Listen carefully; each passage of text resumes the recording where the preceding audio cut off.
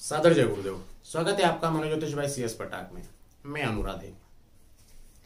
आज मैं उपस्थित हुआ हूं आप लोगों के बीच आभार प्रकट करने के लिए उन विद्वत जनों का जो जैसे मुरारी बापू कहते हैं अक्सर कि ये जो समय है ये कलयुग नहीं है, ये जो युग है ये कलयुग नहीं है, ये कथा युग है।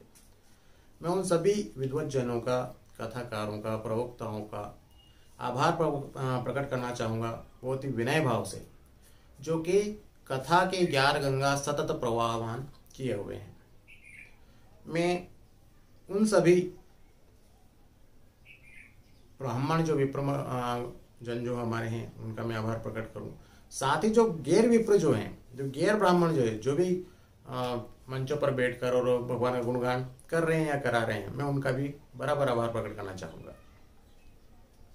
साथ में बहुत अच्छे कुछ ऐसे कथाकार भी हैं जो मेरे सहपाठी रहे हैं, कुछ ऐसे कथाकार भी हैं जिनको मैंने देखा है बचपन से, कुछ ऐसे कथाकार भी हैं जिनको मैं युवावस्था में मिला।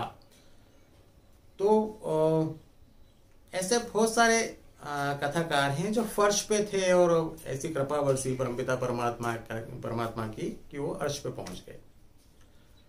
कुछ ऐसे कथाकार हैं जिनको मैंने देखा है कि चौराहे ऊपर खड़े हुए हैं, मस्ती कर रहे हैं। वो दौर था एक, जब उनका शैशव काल था अध्ययन का, जब उनका संघर्ष काल था अपने जीवन का, तो मुझे अपार प्रसन्नता होती है कि उनका जो स्ट्रगल था, उनका जो संघर्ष था, वो आज यहाँ तक पहुंचा।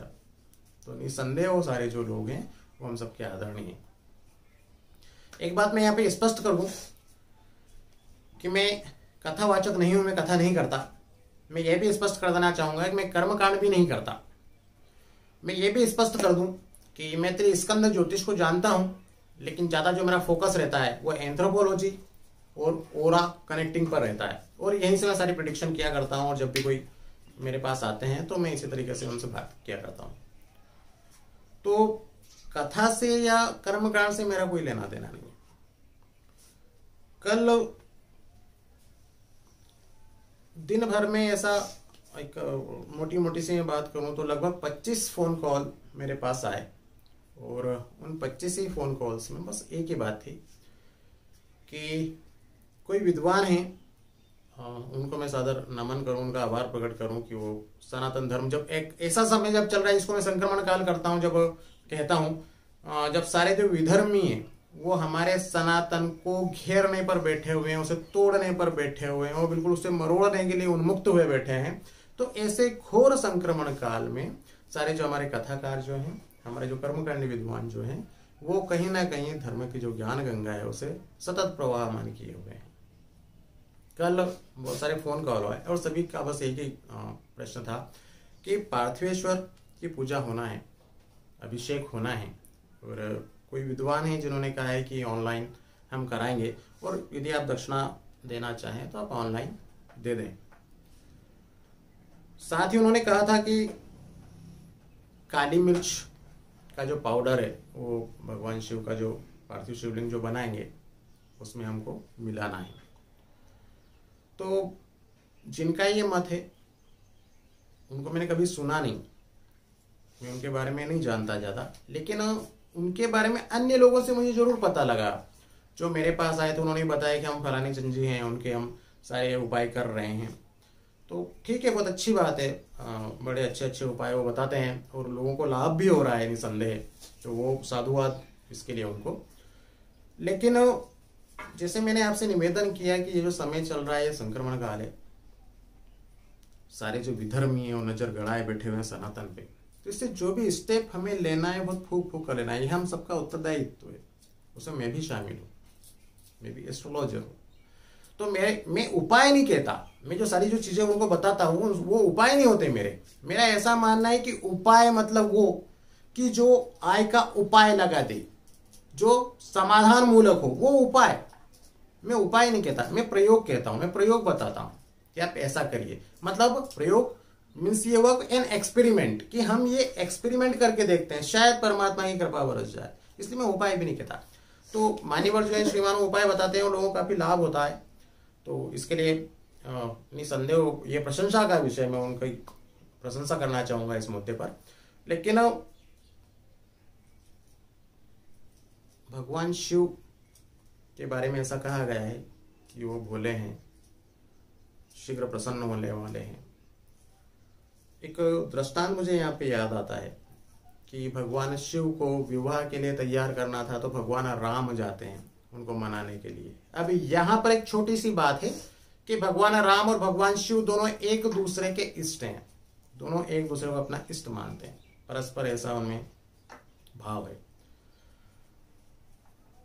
तब भगवान राम कहते हैं भगवान शिव से, अब विनती मम सुनहु शिव, जो मो पर निज ने जाय विवाह सेन जही, यह मांगू मोहि देव। भगवान राम भगवान शिव से स्तुति कर रहे हैं, विनय कर रहे हैं, प्रार्थना कर रहे हैं कि मैं आपसे विनती कर रहा हूं कि आप शैलजयी जो है उनके साथ जाकर आप विवाह करें। एक एग्जांपल। दूसरा, भगवान राम अभिषेक करते हैं रामेश्वरम पर, पार्थिवेश्वर बनाते हैं और वहां पर भगवान शिव की स्थापना करते हैं रामेश्वर की, जो ज्योतिर्लिंग हमारे 4 धामों में से एक है। और उस समय कर रहे होते हैं जब भगवान राम पर संकटों का पहाड़ टूट पड़ा था। पत्नी अपहृत हो चुकी थी, राक्षस जो दुराचारी है उनके साथ उनका युद्ध होना है, साथ में सेना के नाम पे वानरों की टोली है। ऐसे समय तब ये मेरा ऐसा मानना है कि सबसे बड़ा संकट काल था उनके जीवन का। तो वो चाहते तो भगवान शिव को मिर्ची लगा सकते थे, काली मिर्च का पाउडर बना के और उसमें कर सकते थे, लाल मिर्च उनको भेंट कर सकते थे। कुछ पद्धति है, कुछ विधान हैं जिनमें ऐसा वो सब बताते हैं, लेकिन ये उसके लिए हम नहीं बने। मैं ये भी मानता हूं कि भगवान शिव जो है वो तंत्र के जनक हैं, लेकिन तंत्र का वो मतलब नहीं है जैसा कि अन्य लोगों ने लगा रखा है। बड़े चैनलों पे आप आते हैं, निसंदेह आपका बहुत वैभव है, बड़े मंचों पे आप बैठते हैं। एक निवेदन में करना चाहूंगा, ये आत्मश्लाघा नहीं है, आत्ममुग्धता नहीं है, ये आत्म प्रशंसा भी नहीं है। बस मैं ये निवेदन करना चाहूंगा कि ये जो मेरे परम पूज्य सद्गुरु दयाल जो है, ये उनकी विशेष अनुकंपा है, उनका विशेष अनुग्रह है, उन्हीं के चरणों में समर्पित करूंगा कि अभी जो सारे प्रोग्राम जो इस तरह के आते हैं चैनलों पे, वो पेड प्रोग्राम होते हैं। आप पैसा दीजिए, वो आपको 1 घंटा प्रसारित करेंगे, लाइव दिखाएंगे। मेरे साथ ऐसा नहीं हुआ। कुछ चैनल है जो मुझे भी, जिन्होंने मेरा ही प्रसारण किया है, लेकिन मैं पैसा देके नहीं आया, मैं पैसे लेकर आया। मैं पुनः निवेदन करूं आप सभी लोगों के सामने कि ये मैं आत्मश्लाघा या आत्ममुग्धता में नहीं बोल रहा हूं।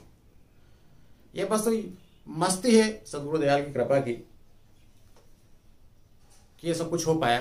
तो आपका तो यूं बहुत तो वैभव है, अपार वैभव है आपके पास, और आपका आभार मैं प्रकट करना चाहूंगा कि भगवान शिव, जो कि अभी तक उनको कोई नहीं पूछता था, लेकिन आज के समय में सबसे ज्यादा भीड़ यदि कहीं होती है तो शिवालयों में होती है, शिव मंदिरों में होती है। ये प्रसन्नता का विषय है। आप निसंदेह या प्रशंसनीय काम कर रहे हैं, लेकिन इस तरह के जो प्रयोग आप बता रहे हैं, इस तरह के जो टोटके आप बता रहे हैं, कृपया मेरा आपसे निवेदन है कि ऐसी कोई हरकतें आप ना करें। ऐसे बहुत सारे गैर ब्राह्मण भी हैं, ब्राह्मणों के साथ ही ब्राह्मणों से सभी विद्वेष करके बैठे हुए हैं, सभी विद्रोह करके बैठे हैं ब्राह्मणों से। भगवान जाने क्या तकलीफ है उनको। लेकिन मैंने ऐसे बहुत सारे आश्रम देखे हैं हमारे आसपास। एक संस्था तो बहुत प्रसिद्ध है, गायत्री परिवार, सब पूरा विश्व जानता है इसके बारे में, जो ब्राह्मणों के साथ गैर ब्राह्मणों को भी ट्रेंड करते हैं, कर्मकांड सिखाते हैं।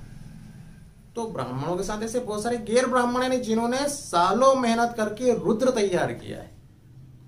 श्रावण में जब अवसर आया है जीवों को पार्जन करने के लिए, कोरोना काल बहुत भयावह था, बहुत सारे ऐसे माननीय हैं जिन्होंने घर बैठे ऑनलाइन कथा चलाई है, यजमानों से मनमानी दक्षिणा वसूल की है। लेकिन ये जो बेचारे हैं ना, इनकी रोजी रोटी चलती है, इनका परिवार चलता है, तो ऑनलाइन अभिषेक करवाएं, ऑनलाइन हम दक्षिणा डलवा लें, ये थोड़ा सा मुझे अमानवीय लगा। क्षमा कीजिए, थोड़ा सा कठोर शब्द है, पर यह अमानवीय है निसंदेह।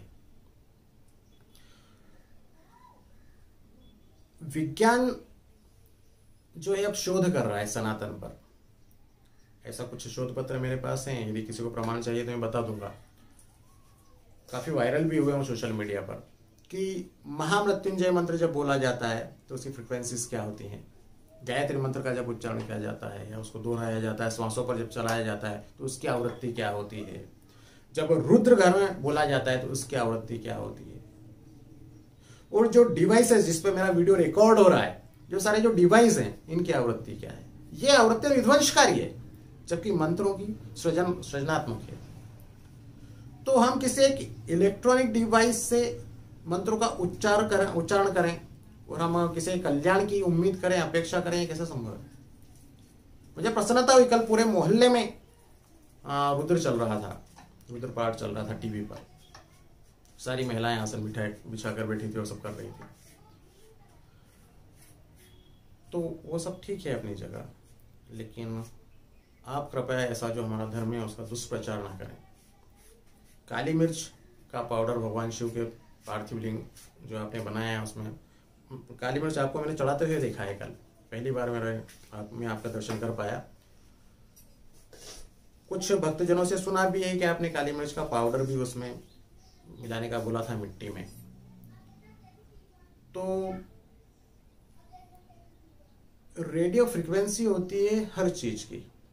मेरा आपसे करबद्ध निवेदन है कि कृपया एक बार आप काली मिर्च जो पूरी होती है उसकी आरएफ एक बार आप देखें, पता करवाएं किसी से, किसी लैब में आप टेस्ट कराएं और उसी काली मिर्च का आप पाउडर बनाएं और फिर उसके आरएफ आप देखें। आपको चौंकाने वाले परिणाम देखने को मिलेंगे। तो मेरा आपसे पुनः निवेदन कि इस तरह के प्रयोग आप नहीं करें। फिर मैं आपको साधुवाद देना चाहूंगा कि आप लिंग पुराण को लेकर आए, मुझे प्रसन्नता हुई। शिव पुराण को लेकर आए, निसंदेह प्रशंसनीय है। आप पद्म पुराण को लेकर आए, उसके कुछ आपने उपाय लेके आए, बहुत अच्छी बात है। शिव पुराण को उपाय आप बताते हैं, बहुत अच्छी बात है। लेकिन अब धीरे धीरे हम तंत्र की तरफ बढ़े, अघोर कर्म की तरफ बढ़े, ये सब अनैतिक है। और मुझे नहीं लगता कि विश्व में किसी के ऊपर इतना बड़ा संकट हो जो भगवान श्री राम से बड़ा हो। यदि भगवान राम को काली मिर्च डालने की आवश्यकता नहीं पड़ी तो हमारे ऊपर ऐसा कौन सा संकट बिल्कुल टूट पड़े हैं, पहाड़ टूट पड़ा है। एक निवेदन और मैं करना चाहूंगा मान्यवर कि अभी जब भारत पे चारों तरफ से हमले हो रहे हैं सभी तरह के, सामाजिक, नैतिक, आर्थिक, मानसिक, धार्मिक, ऐसे समय में आपको ये बताना चाहूं या निवेदन करना चाहूं कि 4 वर्णों के लिए 4 मिट्टी, पहली बार सुना मैंने। ब्राह्मण के लिए पार्थिव शिवलिंग सफेद मिट्टी के बनेंगे, क्षत्रिय के लिए लाल मिट्टी के लिए, वैश्य के लिए पीली मिट्टी, शूद्र के लिए काली मिट्टी। ये कहाँ, किसने बताया है, कहाँ पे आपने पढ़ा? मनुष्य को आप मनुष्य रहने दीजिए। मनुष्य मैं इसलिए बोल रहा हूं, मनुष्य वो सारे लोग हैं जो महान राजा मनु और उनकी रानी शत्रुपा की संतान है, वो मनुष्य हैं। और इसके अलावा जो इस प्रथा को, इस परंपरा को नहीं मानते वो सब आदमी हैं, वो मनुष्य की श्रेणी में नहीं आते। मेरी भाषा को, मेरे शब्दों को आप समझ रहे होंगे। व्यास पीठ की अपनी एक गरिमा होती है, जो कथा व्यास होता है उसकी एक गरिमा होती है। महात्मा जो है श्रीमद् भागवत महापुराण में, उस महत्व को आप पढ़ लीजिए, उसमें आपको समझ में आ जाएगा कि कथा व्यास क्या होता है, कथा जो व्यासपीठ होती है वो क्या होता है, श्रोता कैसे होना चाहिए, तमाम सारी चीजें उसमें दी, सारी कंडीशंस जो है उसमें बताई गई है। तो थोड़ा सा विचार कीजिए। एक निवेदन और मैं चलते चलते करना चाहूंगा कि बिल्व पत्र का जो प्रयोग है आयुर्वेद में बताया गया है।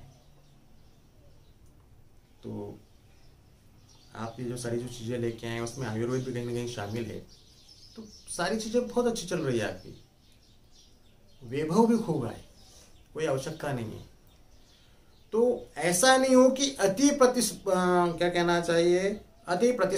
प्रसिद्धि की लालसा में हम सारी जो मर्यादा हैं उन्हीं को पार कर दें, उनसे बाहर निकल जाएं और कहीं ना कहीं, भले ऐसी भावना नहीं हो हमारे मन में, भले आपके ऐसे विचार नहीं हो, आपकी ऐसी धारणा नहीं हो, लेकिन बाय मिस्टेक हम जो एक मर्यादा जो है उसको ही हम लांघ जाएं, सनातन धर्म की जो मर्यादा है उसको हम लांघ जाएं, तो मेरा आपसे पुनः निवेदन, एक बार आप आत्मावलोकन अवश्य करिए। व्यासपीठ क्या है और जो कथा व्यास जो है उसकी मर्यादाएं क्या है, मेरा पुनः निवेदन आप अवश्य पढ़ें। यदि मेरी इन बातों से किसी को पीड़ा हुई हो, किसी का हृदय द्रवित हुआ हो, तो मैं क्षमा चाहता हूँ अपने हृदय की गहराइयों से।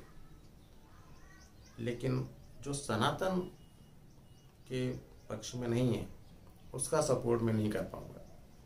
पुनः मैं स्पष्ट कर दूं, मैं कथाकार नहीं हूं, कथावाचक नहीं हूं, मैं कर्मकांड भी नहीं करता। त्रिस्कंध ज्योतिष को मैं जानता हूं, लेकिन मेरा ज्यादा फोकस एंथ्रोपोलॉजी और ओरा कनेक्टिंग पर रहता है।